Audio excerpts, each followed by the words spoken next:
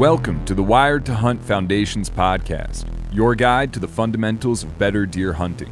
Presented by First Light, creating proven, versatile hunting apparel for the stand, saddle, or blind. First Light, go farther, stay longer. And now, your host, Tony Peterson. Hey everyone, welcome to the Wired to Hunt Foundations podcast, which is brought to you by First Light.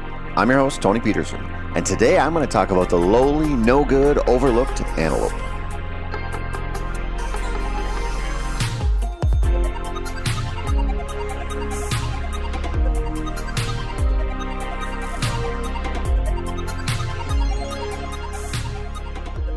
I'm going to make a bold statement here. If antelope had big old antlers instead of, small prongy little horns, they'd probably be a hell of a lot more popular to hunt. The problem is, the difference between a giant antelope and a good one is like 10 inches. And the biggest diaper butt you'll ever see on the horizon won't score more than the average 2-year-old whitetail in a place with shitty genetics and poor soil. The thing is, they are a hell of a lot of fun to hunt. They are also a real test of your skills. And they are delicious, and they offer several different styles in which you can kill one.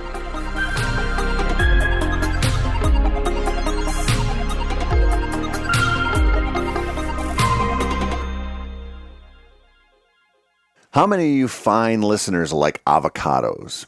I know that the current advice on how to become super wealthy is to stop eating avocado toast, which I guess was a fad. But it's kind of like the hackneyed financial advice that the distance between you now as a broke-ass young person and someone who, wants to host parties on your private yacht is simply to ditch the Starbucks every morning. If only it was that simple. Avocados are superfoods. They contain omega-3s, plenty of C and E vitamins, folic acid, which is good if you're preggers. They contain magnesium, potassium, are rich in soluble fiber, and on and on. In other words, avocados are good for you. They are also kind of wild. For starters, the avocados you might see turned into some delicious guacamole have been grown in orchards here in the United States for like 110 years. Before that, they were grown in Central and South America for like 5,000 years. But even before that, the avocado has a real origin story. Up until about 13,000 years ago, this fleshy fruit grew in the wild. No surprise there, right? Well, what is surprising is that it evolved, as an awful lot of seed-bearing flora has, to get its seeds away from the parent plant, in this case a tree. You don't want to be a cute little avocado sapling fighting for sunlight and other resources while growing at the base of your parent tree. It's not going to work out very well. Unless you're dropping metric tons of seeds in a spray and pray method like oak trees, this is just a great way to not pass on your genes. Instead, avocado trees, through who knows how many thousands or millions of years, figured something out. The megafauna of the time thoroughly enjoyed eating avocados. And the ones, and by that I mean the avocados with slightly bigger, denser pits, survived the trip through the digestive tracts of these megafauna. And then they got pooped out in a new spot with a fresh batch of fertilizer to boot. So those giant ground sloths and wild horses, mammoths, and other big old mammals ate the avocados and then walked off to do what animals do. Or at least they did. Over time, the avocado genes that ended up getting passed on were those with the pits that could survive the journey. Even when those megafauna went the way of the dodo, the avocado survived. And they still have those giant wooden ball type pits, even though they no longer really need them. This is an evolutionary holdover. Evidence of these long-forgotten traits and anatomical characteristics is found in all kinds of animals. Boa constrictors, for example, have pelvic bones and back legs, even though they are tucked inside of a normal snake body. They are visible with an X-ray. Some whale embryos have well-developed beginnings of legs too, but they usually disappear with growth. Not always, though, and whales and dolphins have been caught with stumpy legs. Some great gray owl chicks are born with little owl hands at the end of their wings. And humans aren't immune to this either. We have wisdom teeth, body hair, and occasionally a tail that can be up to like 5 inches long, which is, I'll say it, totally freaking bananas. And then there is the pronghorn, who can outrun any predator by such a wide margin that it's almost laughable. Honestly, antelope are so much faster than anything that can currently eat them that it's almost strange. But it's not. When you evolved to deal with the North American version of a cheetah, you had to be fast or you would be lunch. That's it. And even though that predator is gone and has been gone for a long time, the speediness of antelope remains, which I think is pretty cool. And they aren't unique just in that way. They're also pretty crazy with their migrations. Some of them migrate like up to 150 miles, which is second only in distance to the migration of some caribou herds in North America. Their eyesight is unreal as well. Some biologists compare it to looking through 10x binoculars at all times. Their speed and eyesight makes them confident because, well, they're super hard to get close to. And if you do get close and screw up, they'll be 3 counties over before you can swear too much. This is an asset for them, but also a liability if you, as a hunter, learn to use it against them. Antelope also boast a pretty unique paint job. While most deer species are born with natural camouflage that works so freaking well in a variety of environments, the antelope is brown and bright white. They are highly visible, which might be because they don't care if you know they're there or not, because they can see you first and run away 17 times as fast as you can. Maybe that paint job is just there to taunt you a little bit. Maybe it's like when Mark used to wear bright green and orange jumpsuits while he and his buddies used to do yo-yo tricks for crowds up to 7 people at one time. They wanted the attention and they looked damn good getting it. Now the antelope isn't that cool, but he's pretty cool. He's also a hell of a lot of fun to hunt. And you know what else? I think he's the most underrated Western game species out there. Everyone wants to go after elk in the mountains or mule deer, which is, pretty understandable in my book. But those opportunities are getting harder to come by. Antelope opportunities are becoming somewhat limited as well, but there are still affordable DIY hunts out there that you won't have to build, 15, 20 years of points to get to. And I think you should consider these hunts before they are gone as well. I really do. I think antelope hunting is one of the most unique hunts you can do. And I want to start with a highlight reel of why I think so. I want to get the good stuff rattling around in your brain before I give you the bad news about antelope. So here it goes. Antelope are pretty easy to find. The easiest big game animal to find that I've ever hunted, to be honest. They just don't hide a whole lot. They aren't really nocturnal, so they do most of their antelope stuff in the daylight. And that's a good thing. You can be in the game all day long on antelope if you have the fortitude to hunt them all day long. And antelope are delicious too. In fact, if you take care of them, I think they're the best eating game animal out there. At least out of all the animals I've eaten, which is quite a few at this point. I know people will claim that elk or whitetails are better, but antelope is the clear winner if you don't leave the hide on for 3 days after you shoot him. If you get him skinned and on ice pretty quickly, it's unbelievable meat. And the only downside to it is there really isn't much of it to start with compared to the other stuff we hunt. You can also hunt antelope quite a few different ways, but the 2 most popular styles are one that is really fun but also super difficult, spotting and stalking, and one that is mostly horrible from start to finish and can also be pretty difficult, sitting water holes. Here's the thing about the 2. Spotting and stalking an antelope is fun, but it's real difficult with a bow. With a gun, it's actually pretty easy, provided you can walk over flat ground for enough miles. With a bow, you're in for a challenge. I don't think there is a DIY domestic type of bow hunt that is tougher. But then again, I haven't done them all. I think spotting and stalking antelope with a bow ranks right up there with killing a good buck on public land in any state with high hunter numbers. It's no joke. With a rifle, it's not a joke either, but it's nearly a foregone conclusion for a competent hunter who can shoot. And that's not a knock on it either. It's actually an endorsement. If you aren't sure you're cut out for Western hunting because you don't want to climb mountains and don't like eating expensive tags, well, buddy, I've got good news for you. The antelope is out there, and getting a rifle tag isn't terribly difficult in a whole bunch of different states. Now, you might have to play the points game for a few years, but you'll get your chance.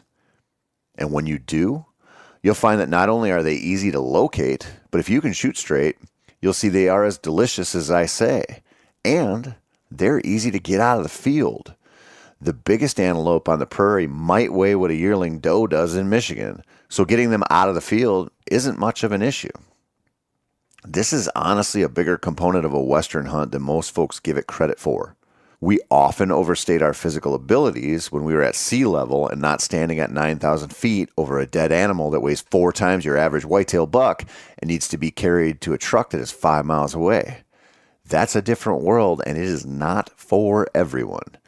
Most people, on the other hand, could get an antelope out of the field without having a major chest grabber or pulling a hammy. And that's not nothing, my friends. There are a lot of awesome things about antelope. But now it's time to take our medicine. Antelope hunts are usually hot. If you bow hunt them, it's damn near a guarantee that you're going to sweat your knackers off. Mid-August openers are the norm, and if you wait till September, you might get a break of a couple of degrees, but it isn't going to be much.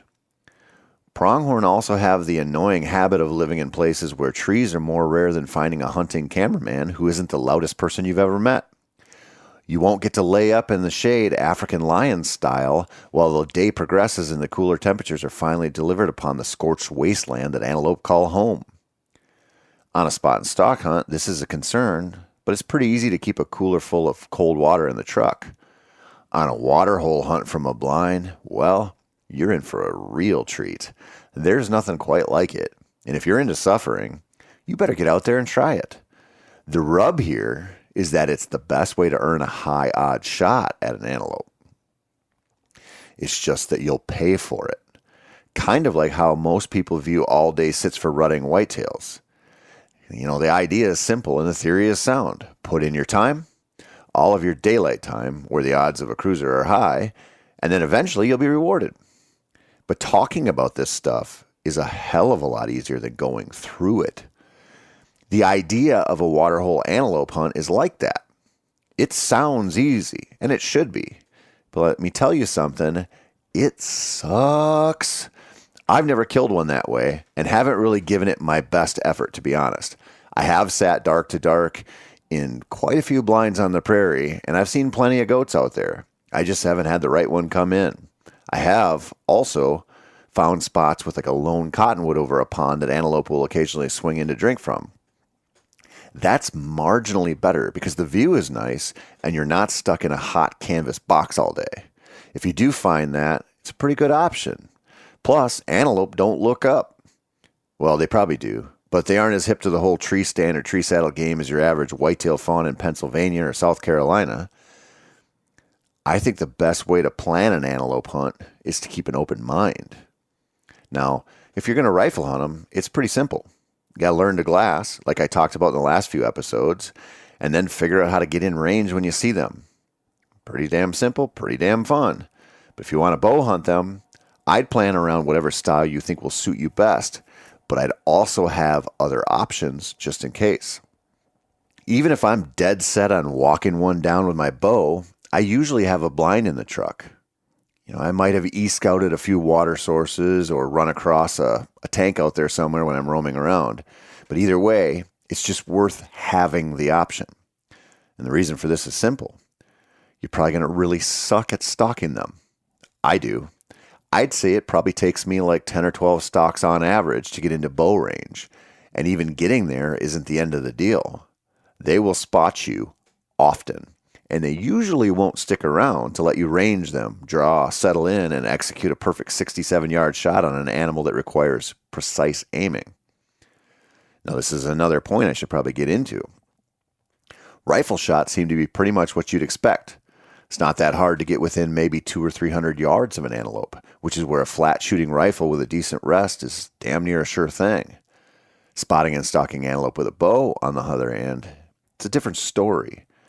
40-yard shots are a gift, especially if you only have 4, 5, 6 days to hunt. Plan to shoot farther than you would with whitetails. Just trust me on that. You might also want to try a decoy to increase your odds.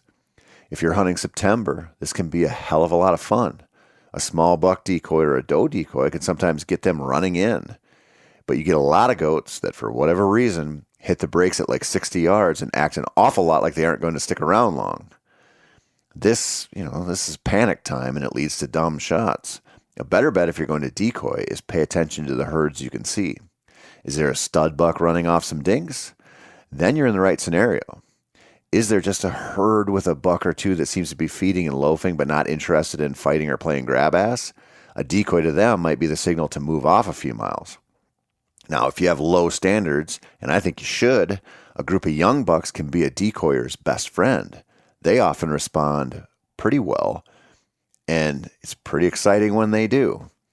So either way, you have a few decoy options. You can go out there and you can use something like a Montana decoy. I've used those quite a bit. Or there's bow-mounted options like the Ultimate Predator decoys. They both work, but if you use a bow-mounted one, just make sure to practice with it beforehand. They're designed really well, and they can work really well. But it's just like a slightly different shooting experience that you should be comfortable with before you head out there. And make sure you have the right gear, too. Now, this is a shameless plug, but you want really breathable, insanely lightweight clothing like our First Light Trace options. If you don't buy them, that's okay. Buy something that is built like them, because you don't want anything even remotely heavy or insulating on an antelope hunt. In fact, it's a good idea to take your potential antelope clothing and wear it out while you're doing some summer scouting or tree stand work back at home, just so you know whether you've made the right choice or not. I can't stress this enough. Also, make sure you have decent optics and a quick draw way to get to your rangefinder. Antelope move fast, hunts unfold quickly, and popping a quick reading off of a buck so you can get a shot is important. This goes for bow hunts, of course, but also rifle hunts. They're a small target, and you don't want to guess ranges or take the wrong reading with your rangefinder. You want to know the exact distance so you can hold for it. There's a lot more stuff I could cover with antelope, but this is kind of an overview of why I think everyone should consider a hunt for them and what you should expect if you do. Now, it's not for everyone. If you really hate the heat, an August bow hunt might not be in the cards, but maybe an October rifle hunt could be. If you want to experience a really cool Western hunt that will cost you less both financially and physically in general, and won't require as much of your time as a mule deer or an elk adventure, the pronghorn is your guy. Consider it. Think about it. Get out there if you want to do it before it gets too late. And of course, check in next week, because I'm going to be talking about how we are all hypocrites when it comes to hunting. So we should just try to be nice. That's it for this week. I'm Tony Peterson. This has been the Wired to Hunt Foundation's podcast, which is brought to you by First Light. As always, thank you so much for listening. We truly appreciate it here. If you want more of a hunting fix, whether that's whitetails or elk or mule deer or training dogs or whatever, head on over to themeateater.com and you'll see all of our series that we're putting out, the video series, podcasts. You'll see tons of articles. There's so much information there. If you want to scratch that itch, go check it out. Thank you.